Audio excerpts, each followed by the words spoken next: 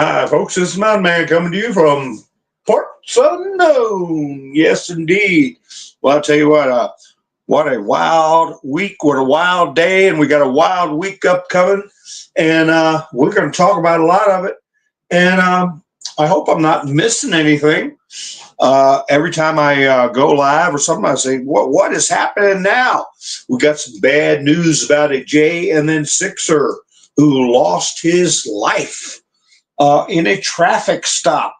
I'm going to talk about that. I'm going to talk about this American Bolshevik revolution we're watching unfold under our eyes. Don't let anybody fool you, folks. That's exactly what we're seeing. We're seeing a blue state rebellion, and their bureaucracy is actually a insurgency. Okay, a oiled machine of propaganda and incitement, and we're seeing it being laid out all before us. The school system, these dopey little town managers, city managers, governors, even. Oh, I need to add something to my thumbnail. I put in there a couple of things, but one of them is that media incites, and not just the legacy media, but these boneheads I've been showing you, like Midas Trash Network, coordinated slander, coordinated libel, coordinated incitement. So anyway, let's hope it's all being documented. Hi, Island Girl, how you doing? Angelo, why would I say 710? 710? Huh. I don't know. No, it's 1010. Ha ha. Well, it's 1012, actually, right now. But anyway, I was going to say at the beginning, but I got to go 30 seconds without using any wordy dirds. But I got to go ahead and say it before I finish saying hi to everybody, which is, who the hell do these people think they are? Who in the hell do they think they are? Let's just get that in your mind, okay? When you're dealing with these little pencil-pushing tin gods that try to subjugate people at every level of government. Hi, Todd. How you doing? Mac, nice to see you. Colette, Kathy, Sherry's here. Yeah, Diane, in Indiana. I got the article from New York Post, so we'll see. Hi, Wanda, KNS Cleanup, Ronald, Diane, Flannel Cheese. Nice to see you all. Hopefully there's nothing going on right now that I've missed, that I'm missing. Andrew, nice to see you. David. All right. Well, you relax and enjoy as much as you can, buddy. Let's see. Hi, Wayne. There we go. I know I got a couple of thumbs up with everybody that's here. Please remember to give the thumbs up or thumbs down. Helps the video to get around. Television shows. How you doing? Robin. Oh, I got a salute. Is there a salute button? Well, make sure you salute and then thumbs up. Hi, Robin. Colette said, oh, yeah, their mental health has been affected, but they're still a lot sharper than these screwballs we're seeing on TikTok. Oh, today's the anniversary of Challenger? Yeah, Angela, I want to thank you for going to buy me a coffee and helping sponsor last night's show. And William, if you're out there listening, or you might listen in the morning or something, that proves that the buy me a coffee link in the description works after hours, after my live streams. Ha ha ha. So anyway, Pritzker, Tom Holman called out fat body Pritzker, the toad frog, I call him. He's a billionaire, don't you know? Everybody talking about who's these billionaires? You got Elon Musk, you got Zuckerberg, and you got Jeff Bezos. Yeah. Well, who do you think this J.D. Pritzker is? Sitting here openly defying federal statute and instructing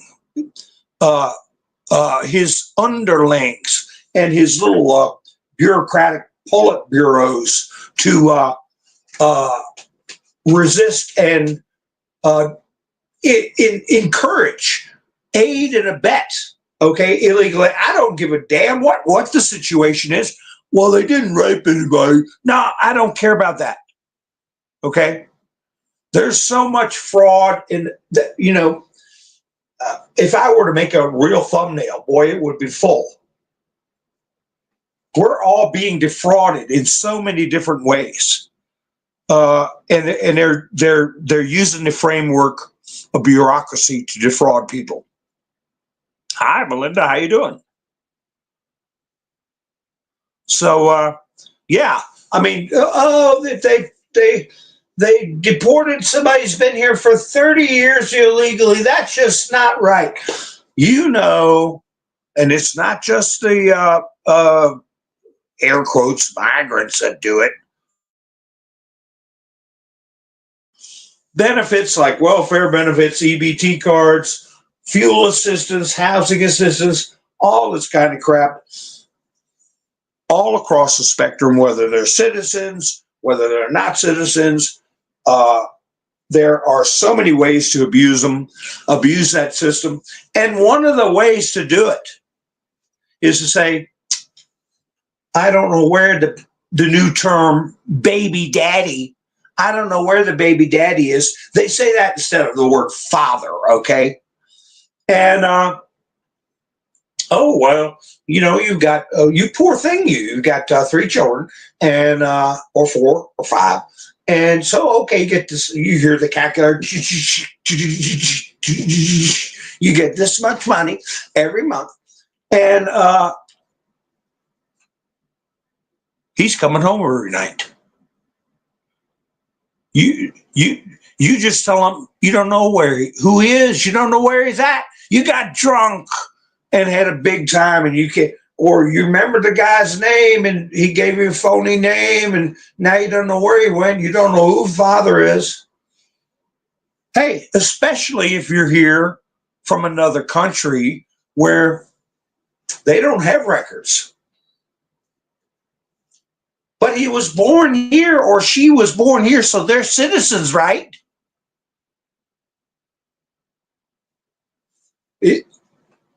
It's the invisible dad that's really around, the no daddy welfare trick. And I'm just saying it's not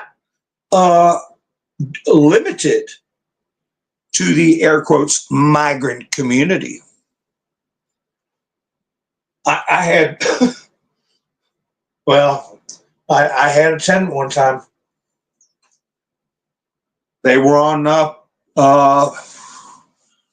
it was some kind of housing benefit or something. They paid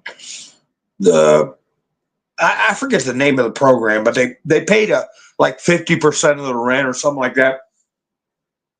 And I got a letter saying, we're going to do an annual inspection on the house that you're renting to, Susie, whatever, and her 4 children. I said, okay. And they gave a time range for somewhere between 10 and noon on Thursday. I said, okay. So I get there, and I didn't know the parameters of this program. And I knew the guy that lived there, the father. Okay? They weren't married. Were renting me for probably 5 or 6 years, and they got in this government program. So I stopped by, I think it was like 2 days before, and the guy, I'll say the guy's name is Paul. So I said, Paul, I got a letter to come by and inspect the apartment. Oh, okay. What's he start doing? Taking pictures that include him in the pictures off the walls. Taking them off a dresser and putting them in the dresser drawer. And he didn't show up for the inspection. That was my first aha moment. He worked construction. They got food stamps. They got everything a single mother would get. WIC, all that good stuff. And he lived right there with them. So don't think that's not happening millions of times around this country. And what in the hell are these local social services agencies and stuff doing, doling out money to people that are violating law? They knowingly give them benefits. Isn't that aiding and abetting? Isn't that helping to harbor? So, I'm against knee-jerk arresting people. I do think that if something is blatant enough that they should be removed, I think the president should have the power to administratively remove people from places of public trust once it is proven that they're abusing the public trust. But who's that one mayor? They're going to raise the taxes in Chicago because they don't have enough money to be a sanctuary city, which is an illegal construct in the first place. Tell me that's not defrauding the citizens, taking their money and using it for illegal purposes. That's the kind of thinking that is going to start coming to the fore. Fraud, waste, fraud, and abuse. That's why Trump summarily fired 17 inspector generals, because that's what they're in charge of.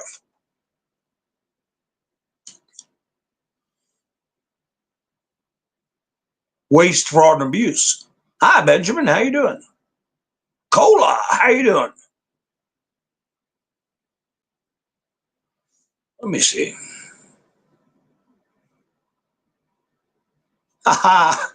All right. When moron preemptive pardon to ouchie. Yeah, how convenient. Yeah, Selena Gomez, she didn't shed a tear for Lake and Riley. She's getting made fun of big time. Darla, how you doing? So, yeah, that's it. Mayor Brandon Johnson, he's the one, that now people they're committing crime. They're fleecing taxpayers. It's the fleecing of America. And Trump, once again, at his speech today,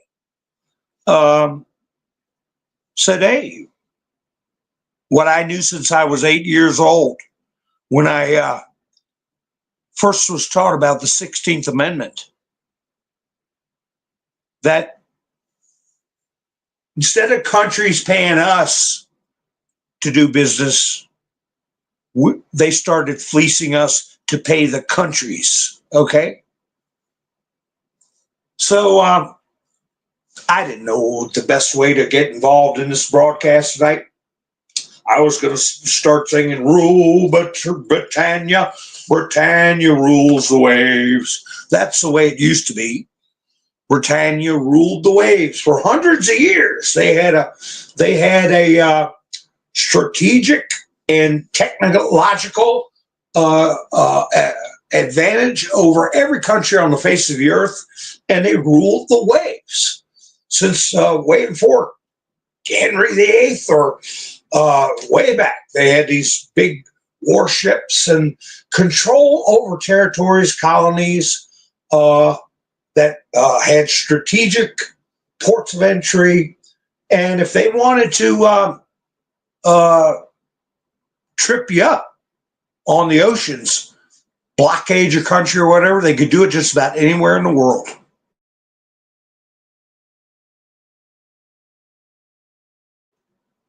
Not anymore. And they say The sun never sets on the British Empire. When you think about it, all around the globe, especially pre-World War II, they had influence, they had colonies, they had power over areas of the globe, and the sun never went down on the British Empire. But that's used to be's. Used to be's don't count anymore. They just lay on the floor till we sweep them away. But I'm saying that concerning Trump's worldview. The lesson that Colombia got, a lot of other countries are going to get. What this Colombian president did. Oh, and I showed a video of him about 8 months ago, or 6 to 8 months ago, of him walking into a restaurant with a transgender date. And he's still with that individual. So you say to yourself, who the hell are these people? Look at Macron with his wife. I've shown pictures of, air quotes, her in a bathing suit. Franken beans and all. Then you got this character in Colombia, and then you got all this swirling talk for years about Mike Shell and Barack Hussein Obama. Who the hell are these weirdos? Well, anyway, of course they're going to try to co-opt the system and try to cultivate more believers in their faith, okay? Because it sure in hell isn't in the Bible anywhere. As a matter of fact, it's condemned. It's condemned by every major religion on the face of the earth. I didn't write the Bible, okay? So don't get mad at me. Get angry at God if you want to. Good luck with that. So we're seeing this stuff being uncovered and exposed. And we're starting to see how over the decades they've came up with a system to get their tentacles like an octopus, okay, into everything. And you follow the tentacle back and you find the brain, okay? In this case, it's, you know, some people say the Comitia 300.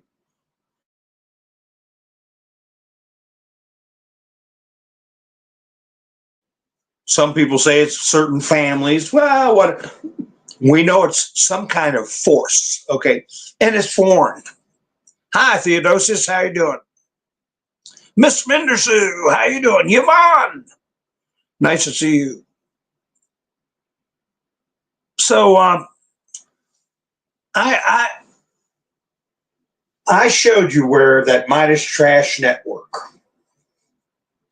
put up a video that got, I forget how much, it was a lot of videos in like an hour, that Elon Musk been kicked out of the White House. And I was like, where the hell, did you all hear anything like that? Where the hell are they getting this stuff? Well, it just so happens the next day on Twitter, whoa, hope I didn't get kicked off the broadcast. No, everybody's Okay, clock's still going. Hi, Linda Marie. There's some guy on Twitter that, where the heck is it? Put out a little tweet that reports are that Trump's chief of staff has barred Elon Musk from seeing the president. I'm trying to find it. Here it is. Dominic Michael Trippi. He's got a blue check mark, so I guess he's important, but anyway. Says, breaking.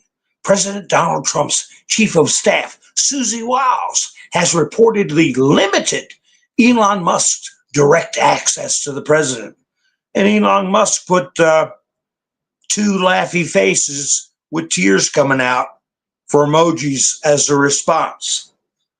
So that's what I'm talking about, this coordinated libel, slander, misinformation, narratives, bright, shiny things that people don't look at the reality historically what is happening right now. I read to you the statute where you get 5 years in jail if you do this for an illegal, 10 years in jail if you do this, 20 years in jail if you do that. It's the law. And what the hell's sense of having a law if you ignore it? So something is good. This is building up, and I don't pay attention except to mock it or point out their method of operation, their MO, to come up with a narrative like this one with Elon, and somehow through some kind of, I wouldn't say back channel, but some kind of oddball site they go to, might be, what is it, Blue Sky, where I go to cry. They all get on board with the same garbage, but they're not amplified like they were. Yeah, the spew. That's right, Miss Mindersue, the spew. And AOC, yeah, she's part of that 4 a.m. talking point business. Why do they come in at 4 a.m., the talking points? Well, that's because the Chi-Coms are up at 4 a.m. and we're normal people are in bed over here. Hi, Jerry, how you doing? So anyway, that's a psyop that's being exposed. But like I said, bright, shiny things keep people from looking at the actions that are happening. They cloak themselves in some kind of nobility, moral, high ground, caring, concern, safety, all this crap, but they're just criminals. They're criminals. They're fleecing taxpayers. They're willingly getting people to get benefits they're not entitled to. They're not reporting people that are committing criminal acts to, air quotes, protect them, when all they're doing is cultivating a voter base. Ann Navarro, I got a clip from her. And you notice, I said, did you notice how Ann Navarro, since Trump won, whenever she goes on the spew, she enhances her accent. You listen to clips from her 6 months ago or 3 months ago, over the past year, and she didn't nearly have as much as an accent as she has now. When today, she gets on the View and she tells her friend to register to vote. Tells illegals to register to vote. Speaks to them in Spanish and English about how to get an attorney if they're approached by ICE, giving them advice on how to frustrate and short circuit, obstruct justice when Tom Holman or his people come around.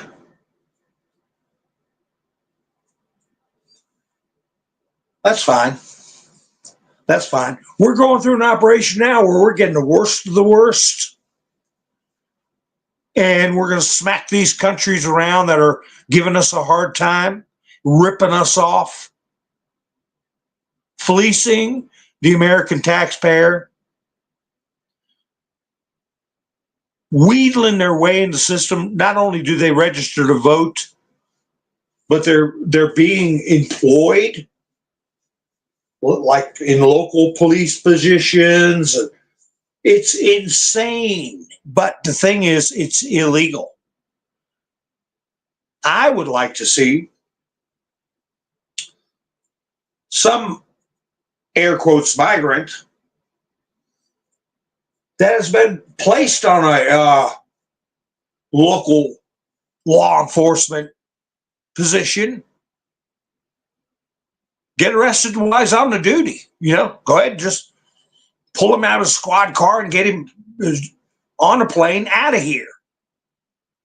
What would he look like? They were complaining that they were showing up in handcuffs. You're not treating them with dignity. Trump talked about that in his speech today. He said, how would you like to be the pilot on that flight? You got 300 vicious screwballs. And what are you going to do? Ask them if they want a drink or a pack of peanuts or, walk up and down the aisle. Do you need a pillow? How do you think they'd look showing up in a Podunk County police uniform in handcuffs? Here's your creepo back. But I can tell you what, if they were to do an audit of these welfare programs where they're allowing new neighbors on there, and they would find out just how many of them are pulling that no daddy scam, among other things, how much we're getting fleeced out of, it would boggle people's minds. And most of these cities that are doing it, counties, parishes, whatever, they're in debt. How much you want to bet they're running a deficit? How much you want to bet they're selling bonds or paying interest and are in the red all the time? And taxpayers just keep paying and paying and paying. When you rent an apartment or the government rents it for you, you don't got to worry about property tax.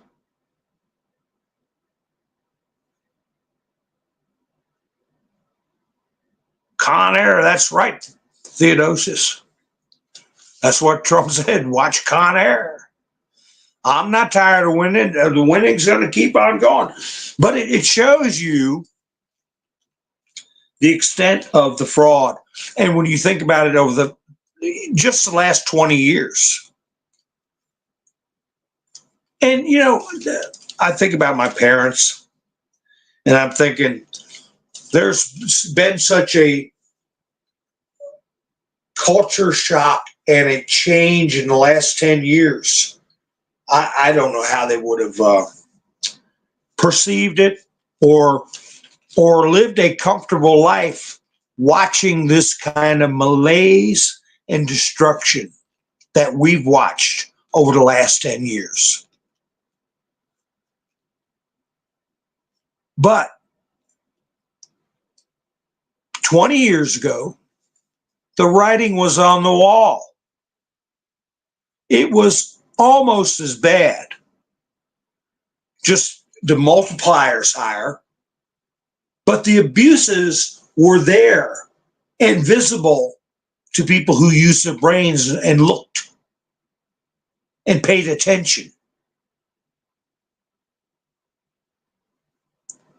And no, they weren't happy. No, they weren't comfortable. And the future looked bleak. But we survived it.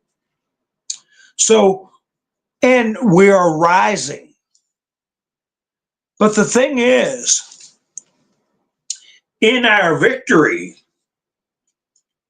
we can't let these people that have facilitated this destruction, this misery, this psychological damage, this financial loss, these threats to our security.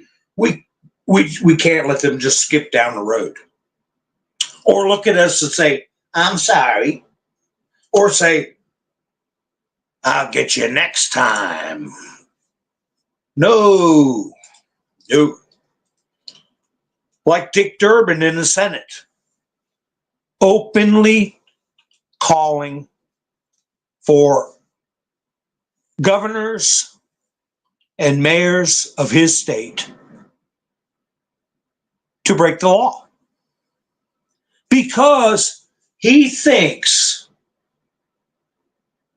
it's not right to deport people that haven't RAPED people. It's not right. If they're trying to just no. They broke the law. They don't belong here. Like Holman says, you're within arm's length and you're not supposed to be here. You're going to.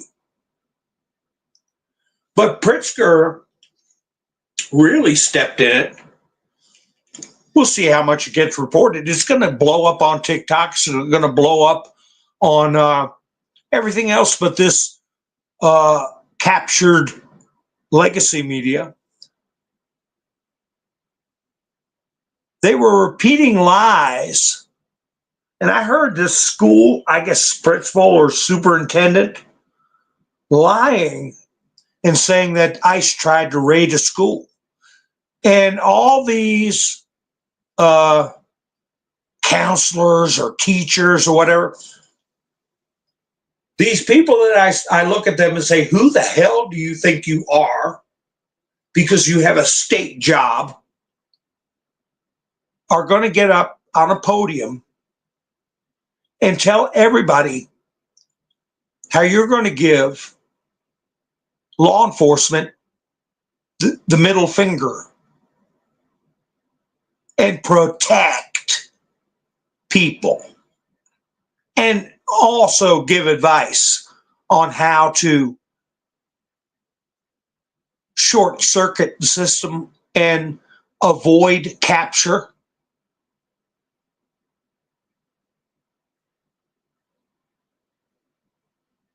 They get a state paycheck or a town or government paycheck or a federal paycheck.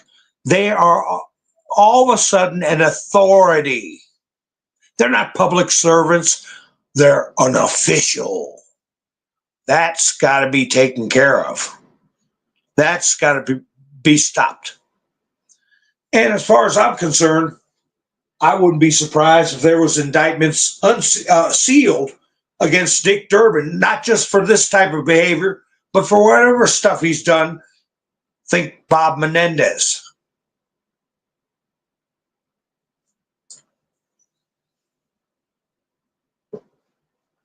But Pritzker, this principal went up and said, yeah, it was an ICE officer and we ran him off. We're not going to do this. We're not going to do that unless we got a warrant signed by a judge, a federal judge, no less. He's not going to listen to anybody but a federal judge. And Secret Service said, no, it was us. We were investigating some TikTok situation. Hey, if it was serious enough for the Secret Service to show up and they turned them away, protected the suspected offender or suspected threat? How is that not a jailable offense? So the Secret Service said that the agents went in there, identified themselves with a badge that said nothing but Secret Service, and that they left cards, calling cards. And if you ever dealt with the F.B.I. or anybody in federal law enforcement, a U.S. Marshal or something, you have an interaction of consequence. You get a card. I have a couple of them. So you're able to contact the person that contacted you. But according to this principle, no, it was ICE agents. Pritzker repeated that. Said it was how horrible it was that ICE was going to come gather children.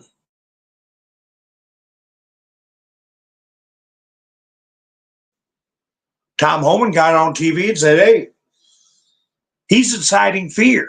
This is what he's doing. We were not there. How many times you want to say that? Well, this principal goes back and said, well, the administrator or teacher or whoever it was that interacted with Secret Service, she honestly believed they were ICE agents. She believes she looked at the badge and it was ICE agents. She doesn't remember them leaving cards, if they actually left cards. Do you remember what they tried to do to General Flynn? Because they claim that he did not tell them the truth about meeting with a Russian ambassador or whatever it was. When he talked to him at dinner for 2 seconds, yeah, I can't talk to you right now. After I get it nominated, approved, and everything, I'll get with you. Okay, bye. You lied. They tried to put him to ruin his life, destroy his life, put him away for a decade. Lying to a federal officer.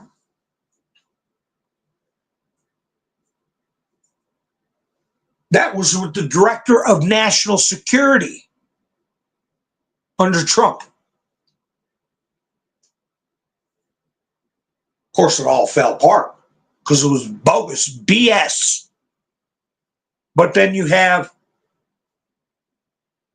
some podunk school administrator, of course, a dues-paying member to the NEA, probably a pride flag hanging in the office somewhere, gonna cause a national fury over this type of misrepresentation and drama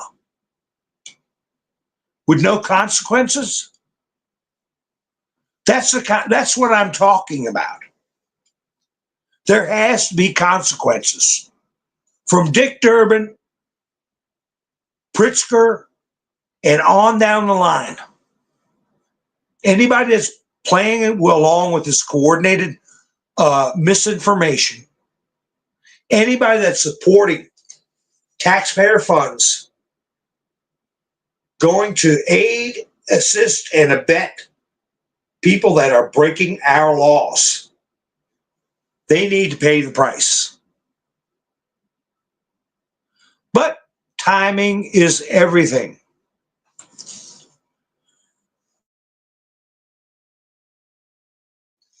And they're making their own bed. We will have time to deal with these people in a lawful manner once we get the real dangerous elements rounded up. We're talking thousands of them. Trump wants it to be up to 1,200 a day for starters. And we've got to get the ones with terrorist links, ones that have committed crimes, convicted of crime, all those first. All those first. But that is why it was so important for Trump to get rid of those inspector generals. Because, you know, as an inspector general, you're looking at these programs that are spending hundreds of millions of dollars to people that are breaking the law and are not entitled to it. Your job as an inspector general is to investigate waste, fraud, and abuse. So why do you think they're gone?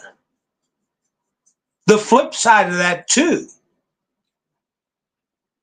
is you've got these operatives, Marxist operatives, in the role of inspector general, colluding with this type of criminality. They can use their office to attack the people you're trying to get straightened out. I'm the inspector general, and I believe Tom Holman in my state did this wrong. That's abuse. So I'm going to impanel a grand jury. Because they try to use our own laws to beat us over the head, while they break our laws. That's why Trump had to get rid of those inspector generals. Well, today, good morning, good Monday morning, a dozen of them, Department of Justice attorneys, poop canned, because I won't say SH and that's it, canned, a dozen of them, and I guarantee they got the bum's rush, just like that FBI agent that was colluding with Russia.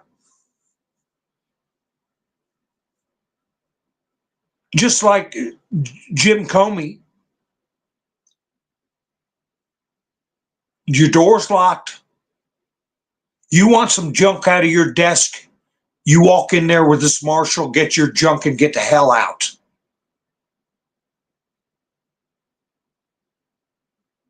They're going to go through all their stuff. They're going to go through they blindsided them. They let a week go by. Let them go, oh, well, Jack's gone, and, Trump's busy doing this, Trump's busy doing that. Bam! You're out of here! Like my friend used to say, out of here. So anyway, cry as they might, those who scream the loudest, they're the ones you zero in on. What kind of stories are you going to hear about these officials from the Department of Justice getting summarily fired and duck walked out of their own office, a little cardboard box full of their junk, rubber bands, paper clips, whatever, picture of their transgender spouse or whatever the heck they got with them. Let's see who complains about it or tries to make a move to do something about it. That brings me to the ACLU. They're fresh off a victory where they've won millions of dollars for BLM and anti-fiscal protesters from back in 2000.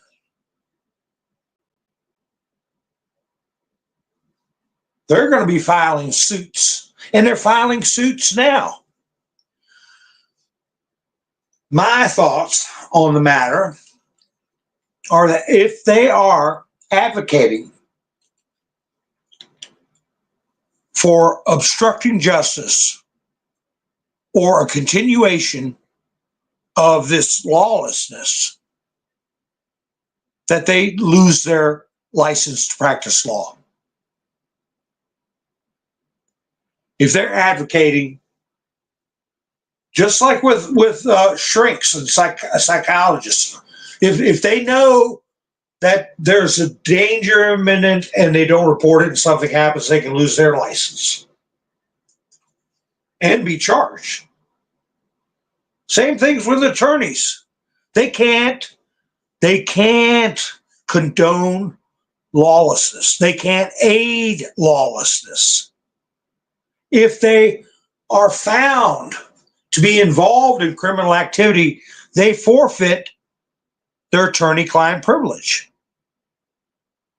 And then they'll be the ones getting escorted out of their offices, and there will be police tape around the door and stuff, and they'll go through all their crap.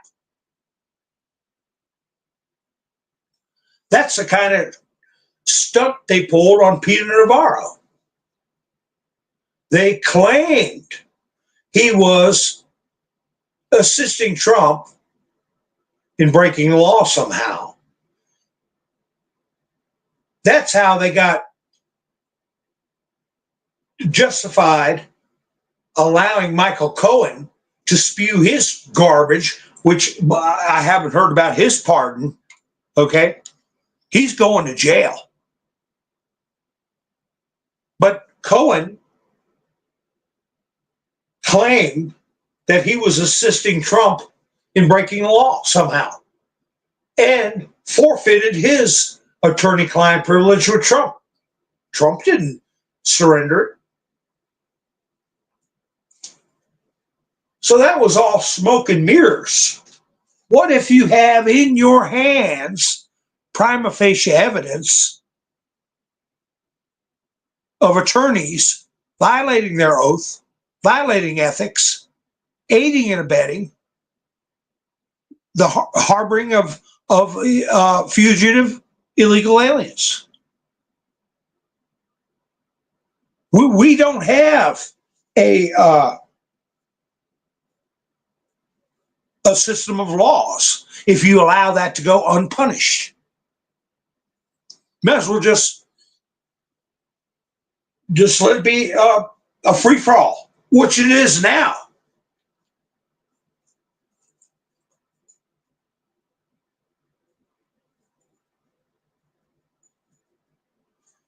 So anyway, with that attack on Elon Musk, why'd they start that? They started it yesterday and they promulgated it today. That he's getting kept away from Trump. He's not allowed to go get limited access all of a sudden. Well, it turns out Elon Musk donated $10 million to the J and then 6 families so they could get their lives back, help them get their lives back on track. And also help them procure attorneys to handle the deprivation of rights they suffered.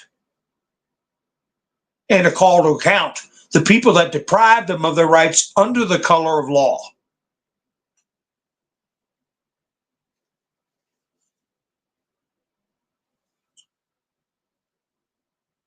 Didn't hear the legacy media talk about Elon's $10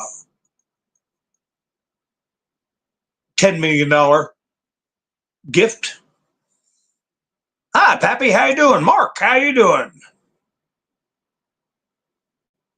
Jerry wants to arrest the ACLU. Yeah, Commie Party founded by the ACLU. Hi, Elohim. How you doing?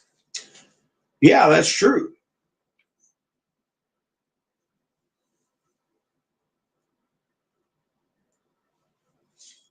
And you know what? These people that are fancy themselves immigration attorneys, I'm sure some of them, want people to do things right and cross their T's and dot their I's. And, I'm sure there's a lot of good ones. People get themselves in a little pickle and want to make sure they can still get their citizenship, because even if you get your citizenship, uh, if you screw up enough, they can take it right back. No, it's gone.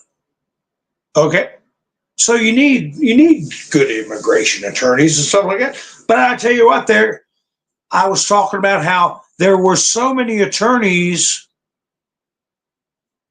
How they going to eat? How they going to ride around in Mercedes? You get ambulance chasers. You get them dreaming up lawsuits of product liability. You get them involved in the Innocence Project is a good example of that. A noble notion to help people that are actually innocent, try to exonerate them.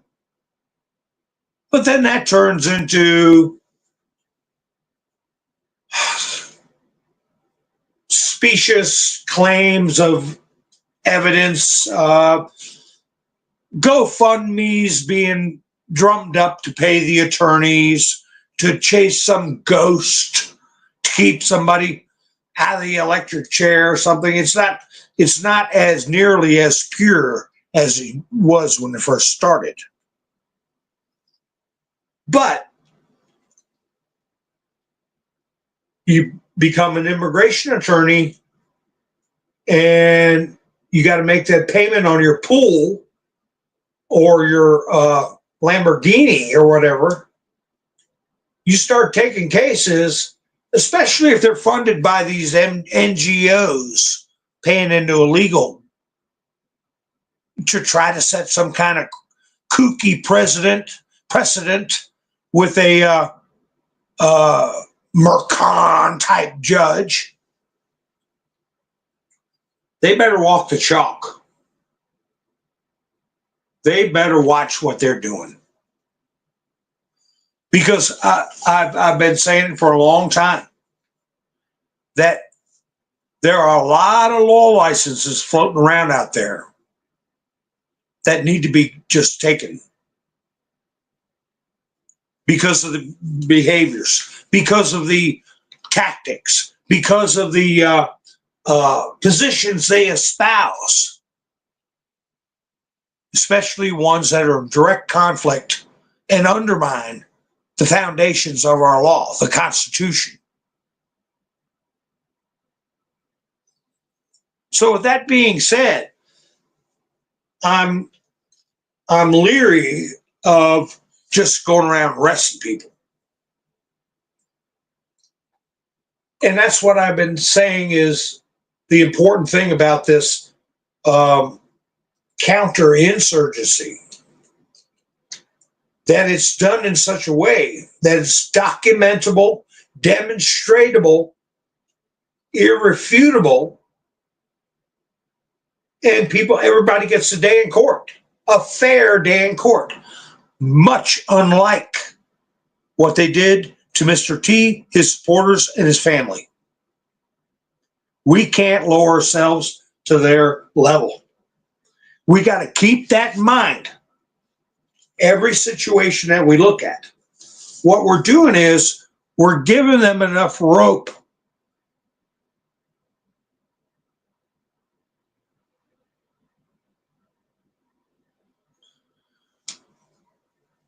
They said it was against the city code for ICE officers, for anybody to assist an ICE officer, against their city code there in Chicago.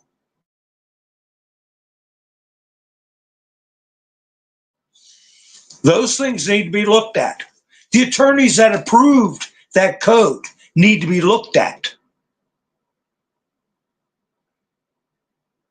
And if a situation arises where they were inducing lawlessness, then their licenses should be subject to be revoked.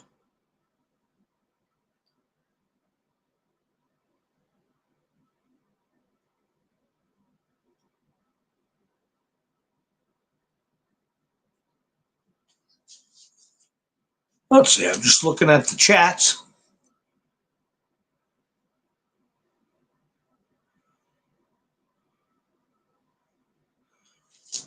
Yeah, they got to start working with the Queen. That's right. That's like I said, the sun never set on the British Empire. When you think of Canada, Australia, New Zealand, all under the crown, the sun never sets. But it will. It will. Did you hear about Greenland? Somebody came up with some dopey treaty that was, I believe, written in 1917. Boy, isn't that a date? 1917. Look what happened during that time.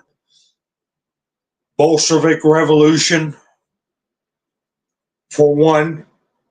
There was a treaty that if the Danish government ever wanted to let go of Iceland, they had to give the UK, they had to give Britain first dibs.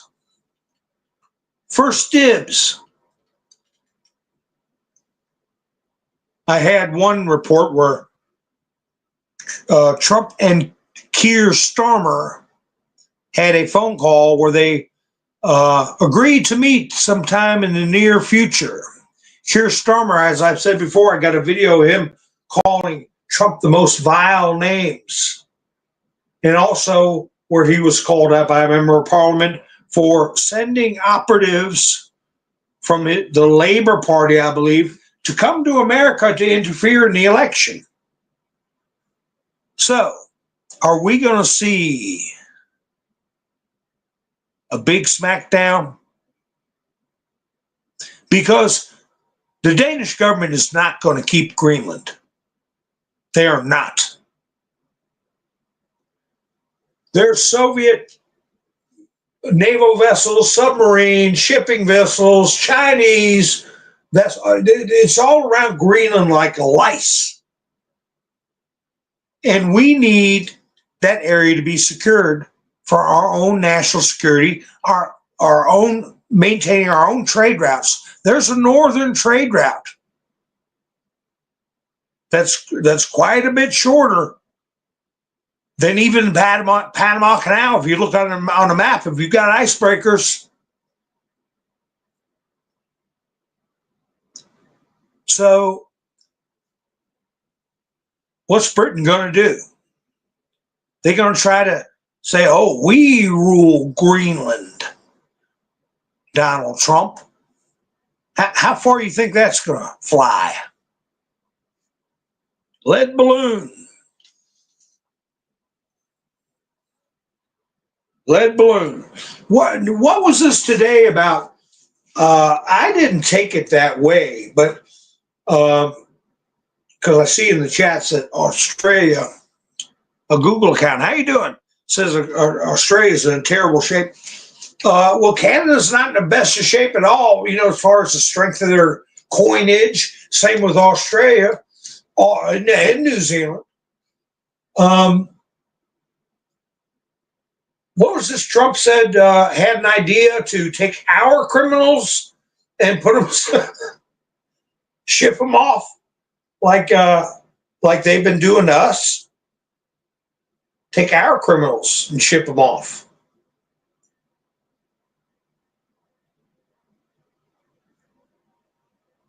Well, they could populate Greenland. I was, bring a fur coat. But yeah, why should we put them at Guantanamo or in the Azores or somewhere like that, tropical climate?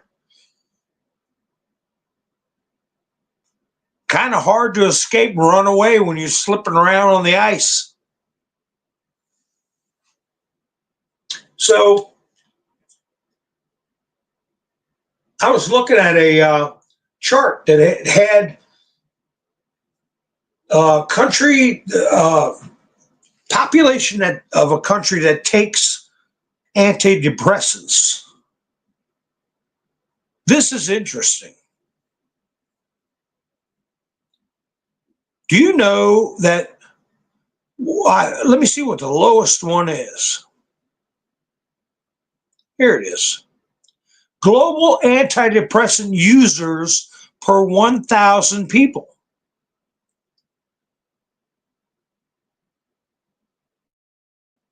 Tied for the least number of people per 1,000 on antidepressants. Let's see, say no goggling. Let's see if anybody can take a guess. Which country on the face of the earth has the least use of antidepressants? Let's see if anybody gets it. A mountain man quiz. Dun dun dun dun dun dun dun dun dun dun dun dun boom boom. Anybody guess which is the least depressed country? Tied for two of them, tied together. Anybody got a guess?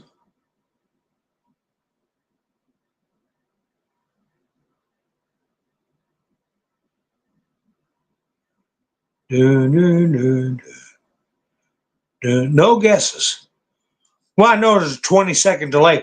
I'll tell you the middle country.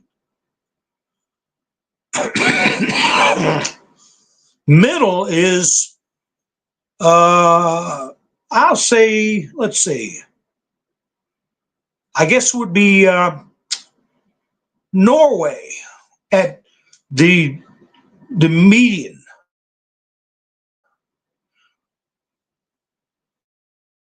Norway is 58 people per 1,000. Norway is right in the middle, 58 per 1,000. And next to them in the middle is Spain, 64 per 1,000. Okay? So I'll give you the top three least. Let's see, we got, let's see these guesses. Sweden, Finland, China, Africa, Philippines, India, Canada, Cola, how you doing? Cola said Canada. Japan, Brazil. Okay, Todd says San Marino. Let me see. Well, the least is Korea, 13 per 1,000. I think that's because if you're depressed, they just off you. So maybe I'm wrong. I don't know. But tied at 13 per 1,000 is Chile. Chile, 13 per 1,000. So apparently they're kind of happy people in Chile. And then the next one is Estonia at 18. Sweden is 79. It's in the top third.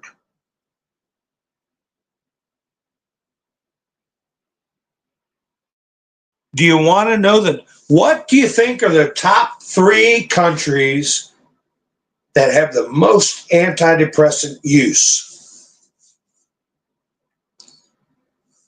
The top three. Which countries have the most use of depressants on the earth?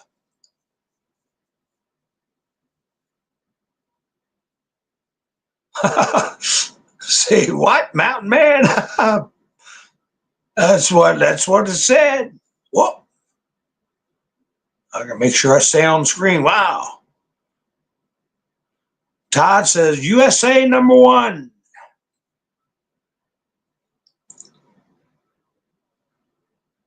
Yeah, USA, Canada, Miss Sue said. Sherry said USA, Australia, Canada. Yvonne said UK. Cola said US, Russia, China, Australia. All right, let me tell you what they are. United States #1 at 110 people per 1,000, which is 11%. Am I right?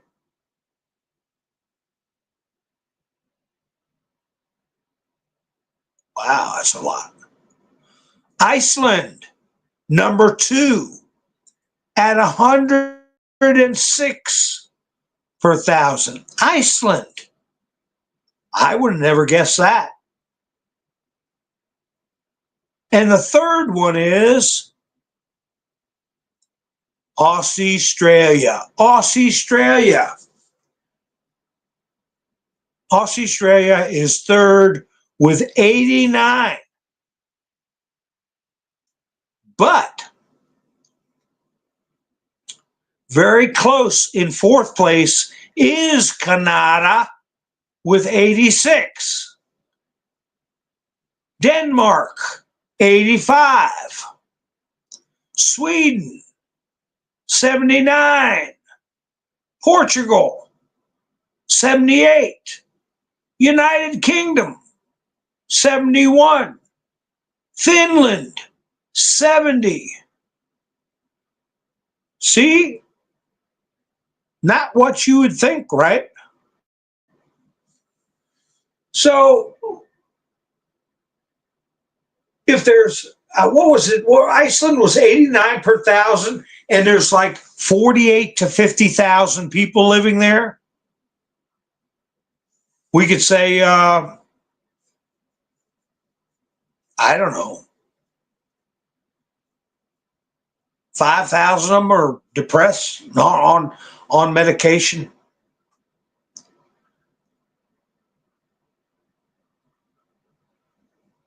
USA, what do you got there, Mr. US? Is that right? USA, Iceland, Australia. That's the top three. From 1, USA, 2, Iceland, 3, Australia. So anyway, we're all depressed because Iceland and the US and Canada is close enough. We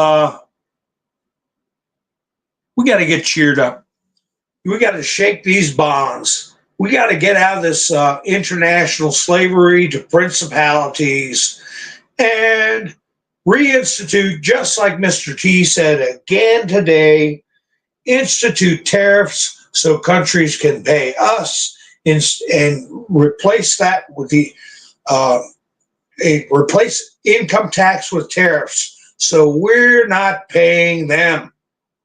And it's a shame my parents, my grandparents spent their lives feeding a beast of a system like what we're looking at. Yes, Cola, still they're pretty impressive guesses. Where is Russia on there? Cola said Russia. Let me see. Where does Russia rank? I don't know if I even saw it. Huh. Maybe they don't report anything because I don't see it. I don't see it. Maybe they didn't give the information. I don't know. Luxembourg is at 51, right behind Norway at 58. Germany is at 50. France is at 50. Czech Republic, 44. Netherlands, 42. Italy, 42. Russia ain't even on here.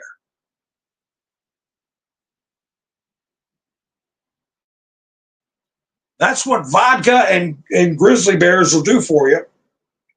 Keep you in a good mood, apparently.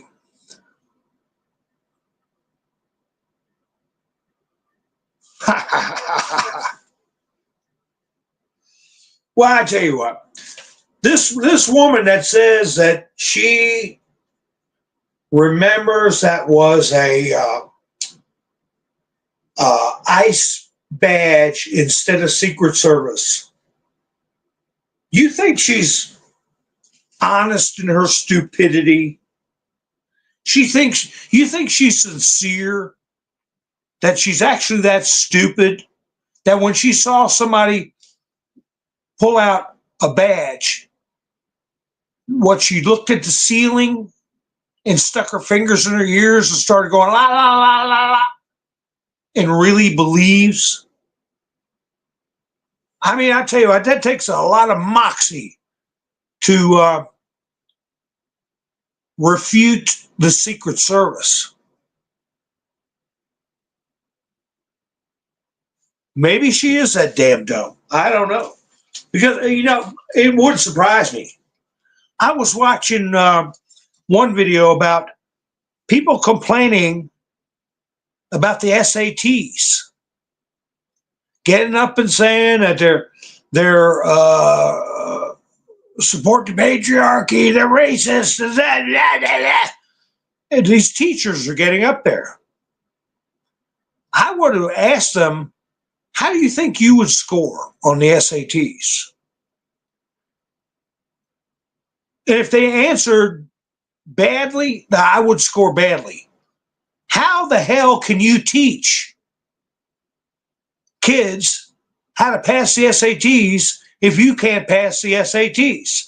That might be a thing, because I tell you what, if your eyeballs cannot read the word Secret Service and think it says ICE, your competence has got to be called into question. And you're you're being paid to do a damn job. And if you can't do it, we're in a meritocracy now. Trump revoked Lyndon Johnson's executive order with this reverse racism affirmative action crapola. It's over. That stuff was never law. It was an executive order, and it's gone.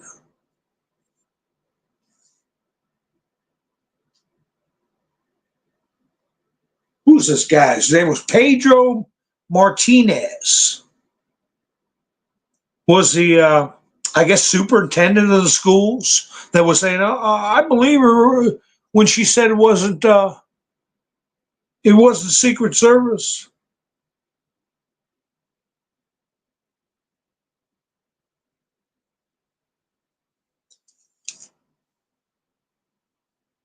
Well, this I was talking about the J6 thing. This article about this J6er being shot, this comes on the heels of a judge. What was his name?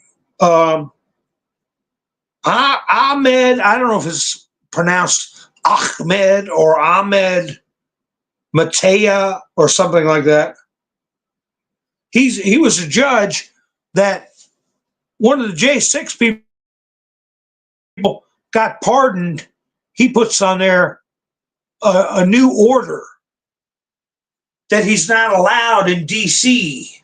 without his approval. He did that, I think, Thursday or Friday. This is basic judging, that you can't do this kind of crap. He should be taken off the bench for that action, even though he reversed himself and vacated his own order today. Doesn't mean he didn't do it.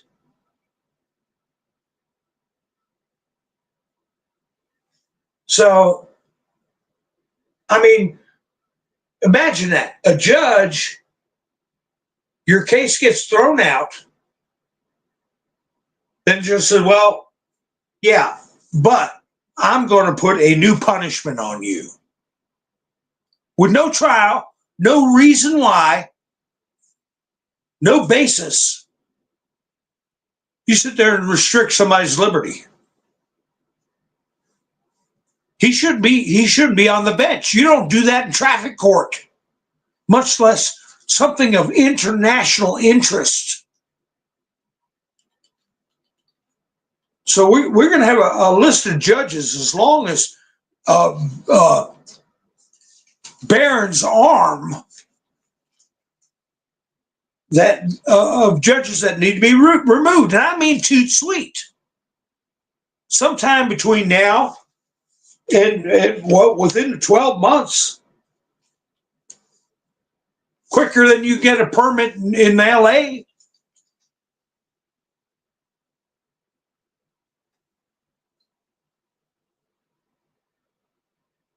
But anyway, so let me see what happened with this J6er that got pulled over. It's odd, it's a sketchy article. Where is that?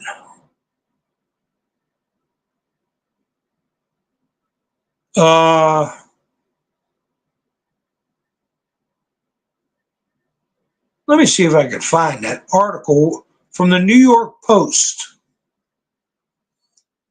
He got pulled over by a state trooper, and some kind of altercation, I don't know what you call it, ensued. And he lost his life. Here it is. Indiana man pardoned by Trump for J6 riot role. SHO and NT dead by a deputy during a traffic stop. Diamond Silk put up a little article, said, do you think they're being targeted? Do you think J6 people are being targeted? I don't know if that's taking it too far. An Indiana man who was pardoned by President Trump for his role in J6 2021 Capitol riot was shot dead by a deputy during a traffic stop Sunday afternoon, according to authorities. Matthew Huttle, Huttle, was lost his life in an altercation with a Jasper County Sheriff's deputy who pulled him over on Indiana State Route 14 near the Pulaski County line and attempted to arrest the 42-year-old, state police said. Okay, so it was a county deputy. State police is, hi, Aracels. Oh, you might be a little back in the broadcast because we already went over the countries. Nice to see you.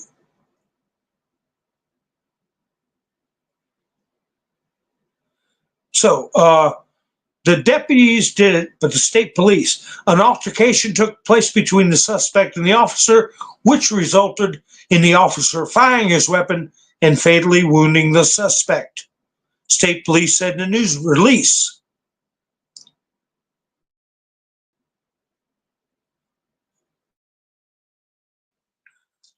And then it goes on to say Huddle allegedly had a gun on him inside the car. The slain suspect, who was from the city of Hobart, was granted a pardon from the president last week that wiped clean a misdemeanor charge tied to his involvement in the Capitol riot. He was sentenced to 6 months in 23 after he pled guilty to entering a restricted building.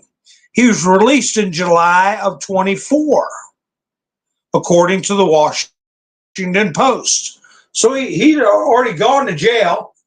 The only thing he did was found guilty of entering a restricted area that he was invited into, like everybody else, except the ones operatives that broke windows. In 21, Huddle traveled with his uncle to attend Trump's speech to supporters leading up to the chaos at the Capitol, where he was inside the building for 16 minutes and recorded it on video. His defense attorney at the time said in a court filing he went to the rally because he thought it would be a historic moment. He had nothing better to do after getting out of jail for a driving offense. For a driving offense. Oh. That's not a big deal. He is not a true believer in any political cause, defense attorney Andrew Hemmer insisted at the time. Indiana State Police did not reveal more information about the circumstances around the shooting, including why Huddle was being arrested. The agency is taking the lead on the investigation. So the Indiana State Police is conducting an investigation of the county, whatever county it was, the deputy that was involved. Is that right, Sherry? They're very corruptio, Indiana State Police. Given the high-profile nature of the victim or suspect, I'll be looking. Somebody's keeping an eye on that.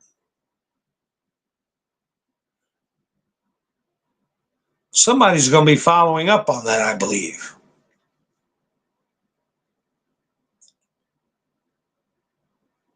MSNBC host Alex Witt corrects on-ground reporter for saying illegal aliens during a live broadcast.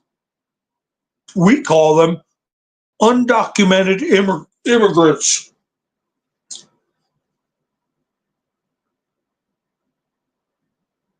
See that,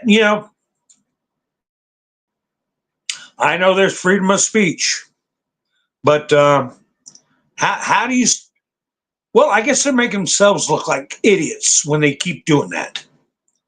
So let them keep showing their behinds. Hi, Hebrew, how you doing?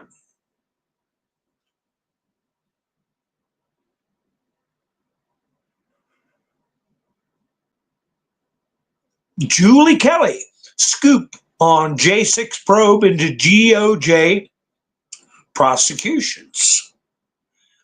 New DC U.S. Attorney Ed Martin has opened an inquiry into the DOJ's unlawful use of a statute, post-Enron obstruction statute, filed against 300 plus J6ers. So we'll see about that.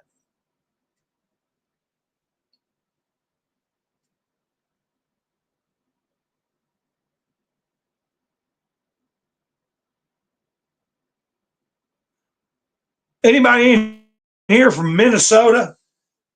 Anybody in the chat's from Minnesota? Remember how Jesse Ventura used to say it? Minnesota.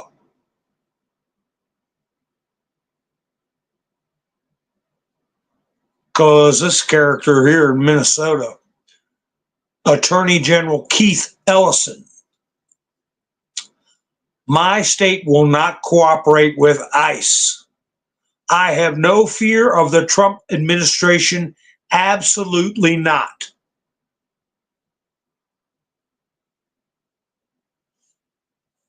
Keith Ellison. That's rebellion.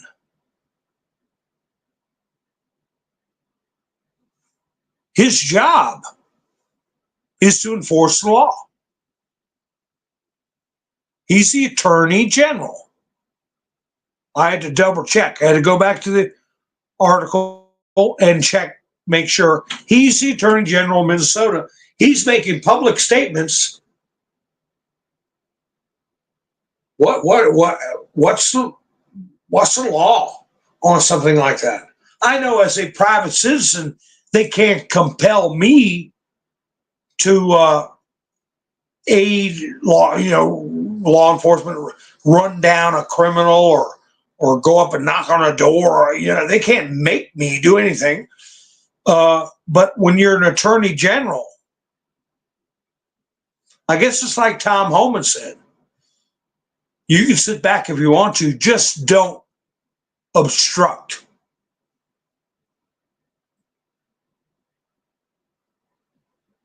My bet is that they will. Somehow, some way, they will.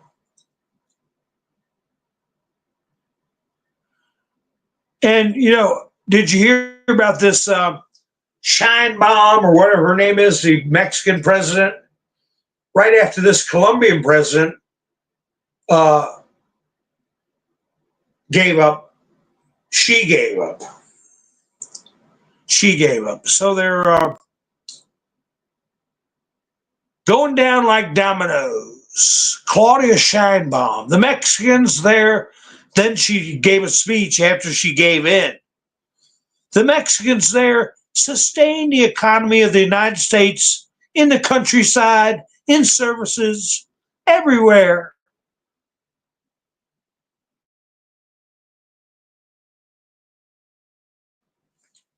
Wait a minute. I thought all the BLM characters and Al Sharpton were saying that it was the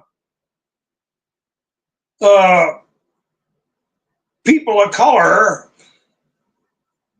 that built everything and is running everything. It's slavery and all that. So now it's Mexican people. I don't know. Whoever it is, thank you for doing everything. I haven't done anything in my life.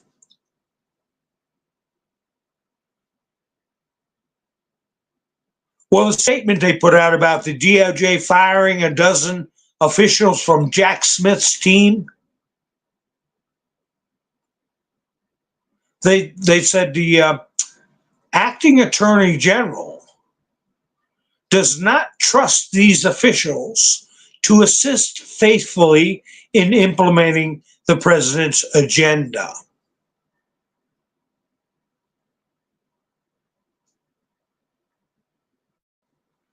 Of course not. They're going to work against it. They're trying to put him in jail.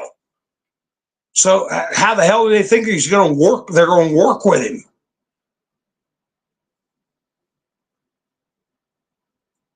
Clandestine put this AP report up.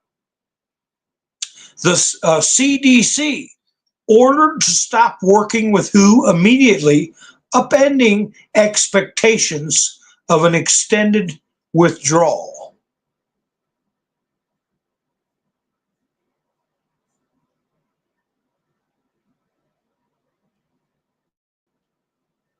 So the Centers of Disease Control in the U.S.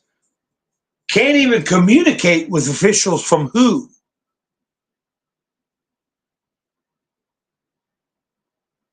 So they can't get their story straight. They can't get their story together. They can't get their marching orders. They can't get their propaganda points. And that will lessen the chance of them being able to come up with some kind of fear mongering like they did with CVID.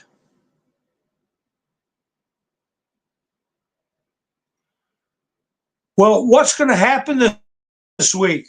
We got Kash Patel is going to get confirmed, up for confirmation. Tulsi Gabbard, and if I'm right, RFK.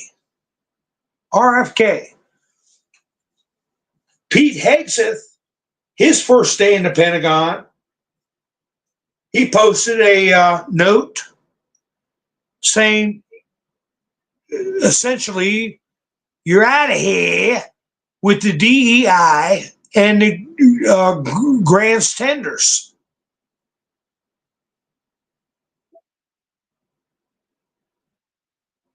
So, and within 24 hours of Ratcliffe being put into the C.I.A. they released the report on the lab leak. So, what do you think Cash is going to do his first 24 hours. What do you think Tulsi's going to do? Director of National Intelligence, Kash Patel, will be the head of the FBI. Am I right? And what will RFK do his first 24 hours? Because like I'm saying, Ratcliffe did something right away. Hegseth did something right away. Are they going to get by? Tom Cotton is trying to prevent cloture or whatever they call it, where people like Murkowski can get in there and secretly vote against Tulsi Gabbard or RFK or Kash Patel.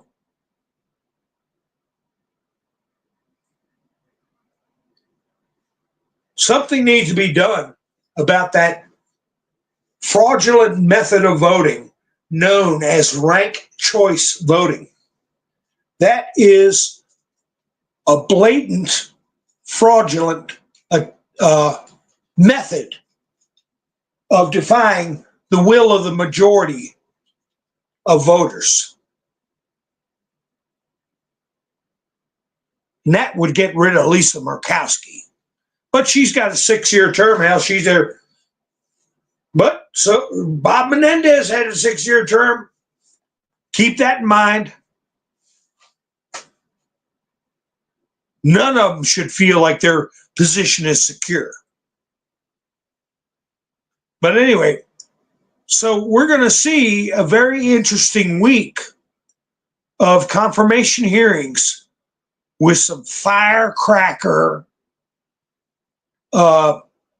nominees. Ratcliffe, they backed off him so fast. I had a clip, on the face of it, it's kind of boring. But they started asking him questions, and he just started talking about how the lies about the Hunter laptop, and they just went, oh, okay, we'll prove. Don't get into that. Don't get into that. We'll prove you. So what kind of, like Pam Bondi? If it wasn't for Adam Schiff, he was the only one that was most persistent, but he's got the most to lose. Stick a pig, watch him squeal.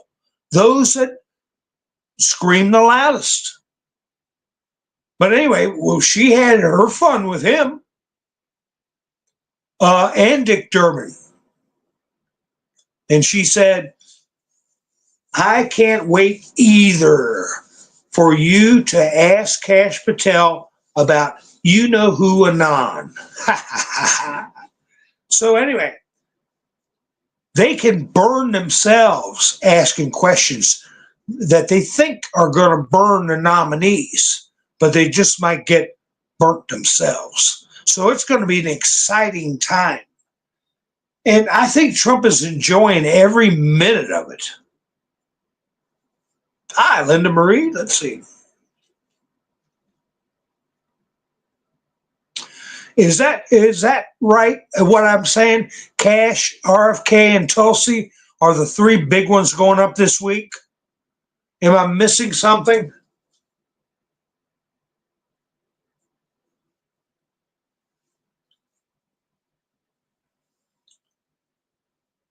And we got the announcement that Trump is going to do address a joint session of Congress. That means everybody, Senate and House, going to hear a speech from Trump. And no Nancy Pelosi to tear his speech up when he's done. That's right, Nancy. We don't forget this stuff.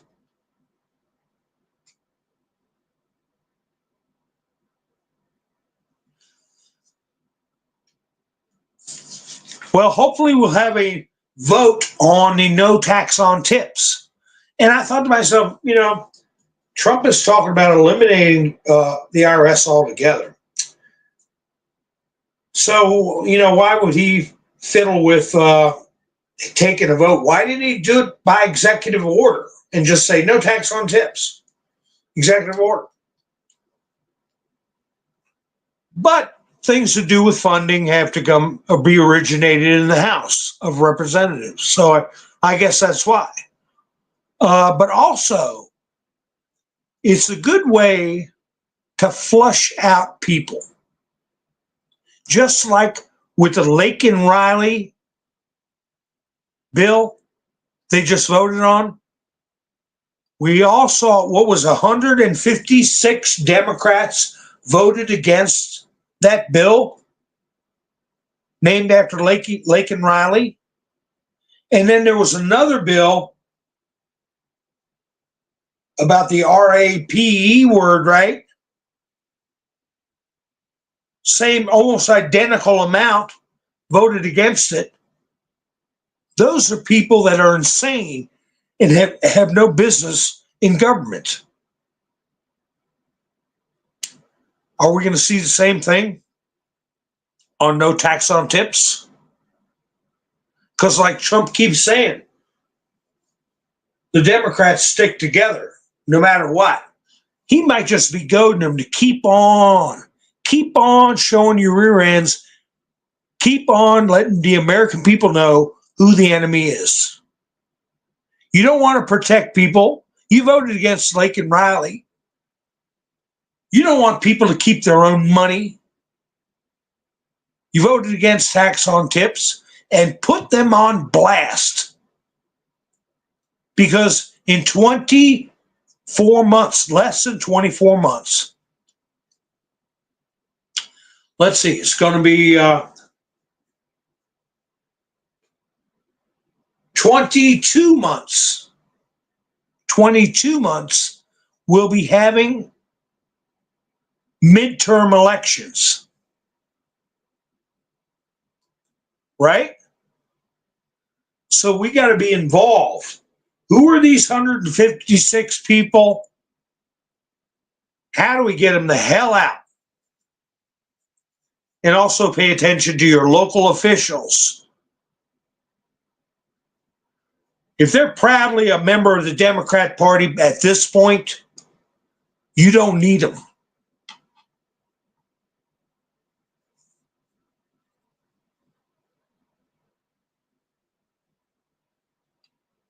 Yeah, that's right. Collins needs to go too. I'm not too crazy about term limits on the presidency. It's funny how they enacted term limits on the presidency, but the House and the Senate can just go on. Another way to weaken the president. Another way to weaken the office of the presidency. But anyway, folks. All right. I'll just look through chat. Let's see. What's today?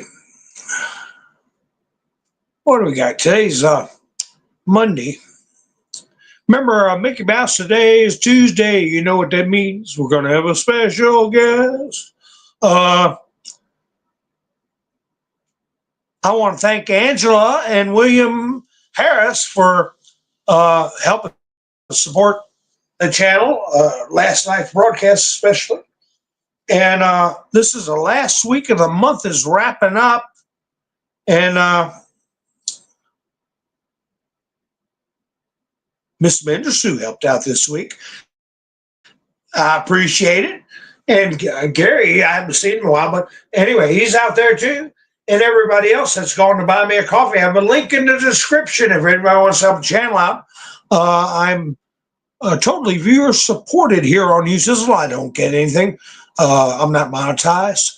But anyway, so I should be going live tomorrow. If you're not subscribed, you might want to do that and hit the notification bell so you will know when I go live. And I want to thank my new subscribers for hopping on board. And sometimes you got to hit that refresh, that notification bell, so you get notifications. It sometimes it peters out. So anyway.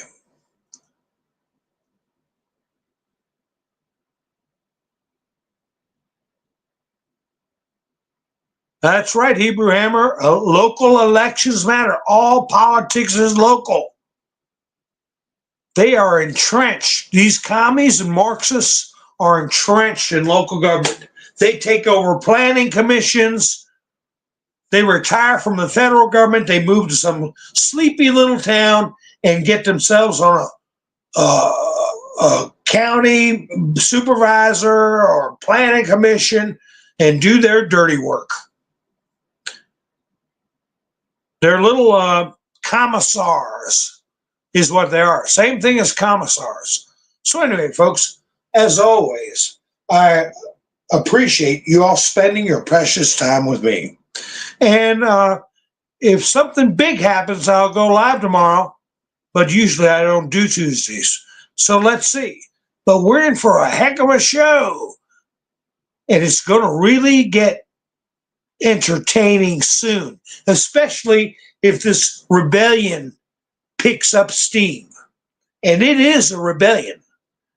They're openly stating that they're going to work against making America great again. But it doesn't matter. We will prevail. So I will see you soon. This is Mountain Man, over and out.